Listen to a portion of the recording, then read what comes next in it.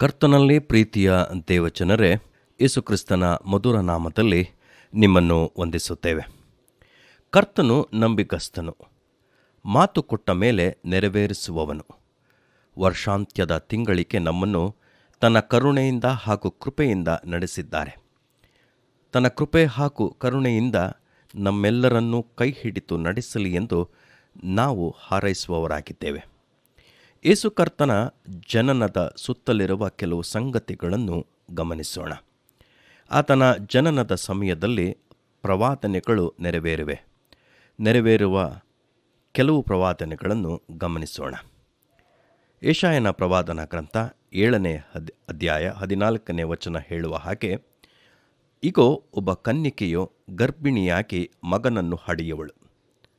ವೈಜ್ಞಾನಿಕವಾಗಿ ಈ ಮಾತು ಇಂದಿಗೂ ಸವಾಲಾಗಿದೆ. ಪ್ರಾಕೃತ ಮನೋಭಾವದವರಿಗೆ ಗ್ರಹಿಸಲಾರದ, ಅರಿಯಲಾಗದ ತರ್ಕವಾಗಿದೆ. ನಂಬುವವರಾದ ನಮಗೆ ದೇವರ ಸರ್ವಾಧಿಕಾರ, ಸಾರ್ವಭೌಮ್ಯತೆಯ ಗುಣಲಕ್ಷಣವಾಗಿದೆ. ಹೌದು, ನಮ್ಮಲ್ಲಿ ಕಾರ್ಯ ಸಾಧಿಸುವ ತನ್ನ ಶಕ್ತಿಯ ಪ್ರಕಾರ ನಾವು ಬೇಡುವುದಕ್ಕಿಂತಲೂ ಯೋಚಿಸುವುದಕ್ಕಿಂತಲೂ ಅತ್ಯಧಿಕವಾದದ್ದನ್ನು ಮಾಡಲು ಶಕ್ತನಾದ ದೇವರು ನಿಮ್ಮ ದೇವರಾಗಿದ್ದಾನೆ. ಮತ್ತಾಯನ ಸುವಾರ್ತೆ 1ನೇ ಅಧ್ಯಾಯ 22 ಮತ್ತು 23 ವಚನದಲ್ಲಿ ಈ ಮಾತು ಹೀಗೆ ಬರೆಯಲ್ಪಟ್ಟಿದೆ. ಕರ್ತನು ಪ್ರವಾದಿಯ ಮುಖಾಂತರ ಹೇಳಿದ ಮಾತು ನೆರವೇರುವಂತೆ ಇದೆಲ್ಲ ನಡೆಯಿತು. ಆ ಮಾತು ಏನೆಂದರೆ, ಇಗೋ, ಒಬ್ಬ ಕನ್ನಿಕೆಯು ಗರ್ಭಿಣಿಯಾಗಿ ಮಗನನ್ನು ಹಡೆಯುವಳು ಎಂಬುದಾಗಿ. ಮತ್ತೊಂದು ನೆರವೇರುವ ಪ್ರವಾದನೆಯ ಮಾತನ್ನು ನಾವು ಗಮನಿಸೋಣ. ಮತ್ತಾಯನ ಸುವಾರ್ತೆ 1ನೇ ಅಧ್ಯಾಯ ಅದರ 1ನೇ ವಚನ. ಯೇಸುಕ್ರಿಸ್ತನ ವಂಶಾವಳಿಯು, ಆತನು ದಾವೀದನ ವಂಶದವನು ಎಂಬುದಾಗಿ. ಯೆಶಾಯನ ಪ್ರವಾದನ ಗ್ರಂಥ 11ನೇ ಅಧ್ಯಾಯದ 1ನೇ ವಚನ ಹೀಗೆ ಹೇಳುತ್ತದೆ, ಇಷಯನ ಬುಡದಿಂದ ಒಂದು ಚಿಗುರು ಒಡೆಯುವುದು. ಪ್ರವಾದಿಯಾದ ನಾತಾನನ ಮೂಲಕ ಯೆಹೋವನು ನುಡಿಸಿದ ಮಾತು. ಅವನ ಸಿಂಹಾಸನವನ್ನು ನಿರಂತರವಾಗಿ ಸ್ಥಿರಪಡಿಸುವೆನು ಎಂಬುದಾಗಿ. ದಾವೀದನನ್ನು ದೇವರು ತನ್ನ ಮನೆಯಲ್ಲಿಯೂ ತನ್ನ ರಾಜ್ಯದಲ್ಲಿಯೂ ಸದಾ ಸ್ಥಿರಗೊಳಿಸುವೆನು ಎಂಬ ಮಾತನ್ನು ನುಡಿದಿದ್ದಾನೆ. ದೇವರು ನುಡಿದಿದ್ದೆಲ್ಲವೂ ಯೇಸುವಿನ ಜನನದಲ್ಲಿ, ಅಂದರೆ ದಾವೀದನ ಸಂತಾನಕ್ಕೆ ಸೇರಿದ ಯೋಸೇಫ ಮತ್ತು ಮರಿಯಳಲ್ಲಿ ನೆರವೇರಿತು. ದಾವೀದನ ಬಹುದೂರದ ಸಂತಾನದ ಕುರಿತು ನುಡಿದಿದ್ದ ಪ್ರವಾದನೆಯೂ ಹೀಗೆ ನೆರವೇರಿಸಲ್ಪಟ್ಟಿದೆ.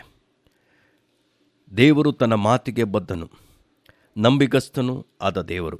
ಇಂತಹ ದೇವರಿಗೆ ನೀವು ಸ್ತುತಿಸೋಣ, ಕೊಂಡಾಡೋಣ, ಸ್ತೋತ್ರ ಹೇಳೋಣ. ನಾವು ಅಪನಂಬಿಗಸ್ತರಾಗಿದ್ದಾಗಲೂ ಆತನು ನಂಬಿಗಸ್ತನಾಗಿಯೇ ಇದ್ದಾನೆ.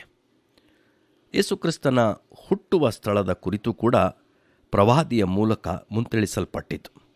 ಮೀಕನ ಪ್ರವಾದನ ಗ್ರಂಥ 5ನೇ ಅಧ್ಯಾಯದ 2ನೇ ವಚನದಲ್ಲಿ ಹೀಗೆ ಬರೆಯಲ್ಪಟ್ಟಿದೆ, ಎಫ್ರಾತದ ಬೆತ್ಲೆಹೇಮೆ, ನೀನು ಯೆಹೂದದ ಗ್ರಾಮಗಳಲ್ಲಿ ಚಿಕ್ಕದಾಗಿದ್ದರೂ ಇಸ್ರಾಯೇಲನ್ನು ಆಳತಕ್ಕವನು ನಿನ್ನೊಳಗಿಂದ ನನಗಾಗಿ ಹೊರಡುವನು ಎಂಬುದಾಗಿ.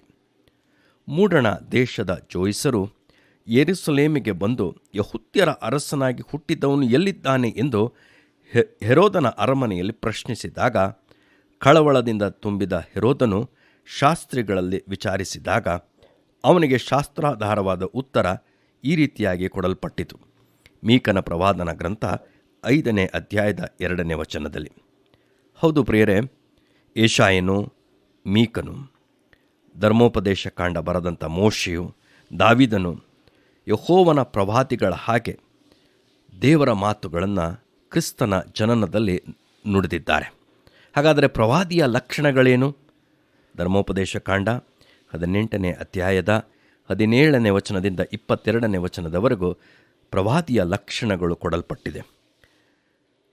ದೇವರಿಂದ ನೇಮಕವಾದವನು, ಏರ್ಪಾಡಾದವನು ಪ್ರವಾದಿಯು. ಈ ಪ್ರವಾದಿಯು ಜನರಿಗೋಸ್ಕರ ದೇವರ ಸ್ವರವಾಗುತ್ತಾನೆ. ಪ್ರವಾದಿಯ ಬಾಯಿಯಿಂದ ದೇವರು ತನ್ನ ಮಾತುಗಳನ್ನು ನುಡಿಸುವವನು. ದೇವರು ಆಜ್ಞಾಪಿಸಿದ್ದನ್ನೆಲ್ಲ ಪ್ರವಾದಿಯು ಜನರಿಗೆ ತಿಳಿಸುವನು.